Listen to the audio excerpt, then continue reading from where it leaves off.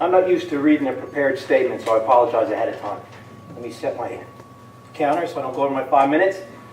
My name is Kevin Heatley, and I'm a current resident of Wolf Township, just outside of Hughesville. I've been living in my current residence for 15 years, and have a strong understanding of land use patterns in this section of the country, and I'm familiar with the current location of the Barto Station.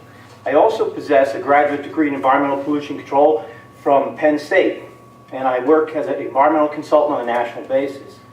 However, I'm not here today to testify as an expert. I'm here to express my concerns as a citizen of the Commonwealth and as the father of a son with asthma. Over the last 10 years, I've spent thousands of dollars and hundreds of hours running my son back and forth to Lewisburg, a 40-minute trip each way, every few weeks in order to assure that he receives proper medical care for his condition. It is a potentially life-threatening ailment that requires careful attention to both his lifestyle and environment in order to minimize adverse effects. We purposely selected the north-central region of the state over more metropolitan areas to raise our family in order to assure healthy quality of life for our children. While we don't know definitely what causes some people to develop this condition, we do know what can trigger and aggravate it. For instance, we know that outdoor air pollution and industrial emissions are major contributors to this condition. Our own PA Department of Health estimates that approximately 8% of the adults and 10% of the children in our state suffer from this affliction. In 2005, there were approximately 23,000 cases of inpatient hospitalization associated with this disease in PA at an estimated cost, excluding physician fees, of over $400 million.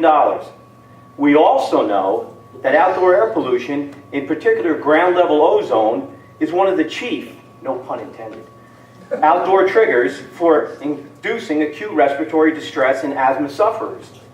There are also research indications that long-term exposure to atmospheric ozone may play a role in the development of asthma.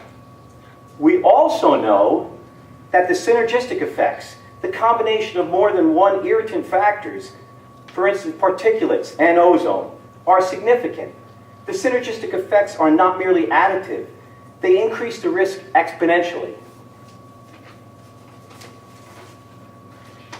Excuse me, like I said, I don't usually use a prepared statement. Usually I improvise. And what do we know about ground level ozone? Well, we know that NOx and VOC compounds are precursors to its formation. We know that atmospheric conditions and topographical features will concentrate it in certain areas. The low-lying and narrow valleys that we have in this region of PA are a perfect example. This is the exact type of location where my family home is located. The protection of local and regional air quality is vital to the health and safety of all Pennsylvanians, in particular those with respiratory conditions like asthma. Our region is currently undergoing a rapid conversion from a rural forested environment into an industrial zone. No regional air quality modeling has been done on the potential impacts of this industrial expansion. We have no firm idea of the numbers or ultimate spacing of well pads, compressors, or pipelines, never mind of the peak particulate emissions from hundreds of thousands of frac truck trips.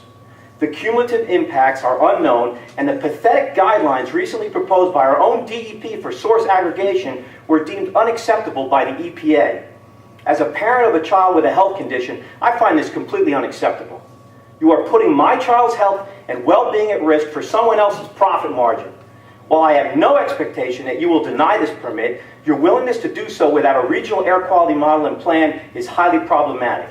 In effect, what you are doing is requiring an involuntary subsidy to the natural gas industry by all those who breathe the air, in particular those who have respiratory health issues. That is the antithesis of free market capitalism. We know what happened to air quality in other parts of the country when this industry arrives. Internalize the externalities and make them pay the full costs. To use a metaphor appropriate for our region, the forest falls one tree at a time. Thank you for the opportunity to offer my comments. I trust that future historians and grad students will find them useful when studying what happened to Pennsylvania in the early 21st century. Thank you.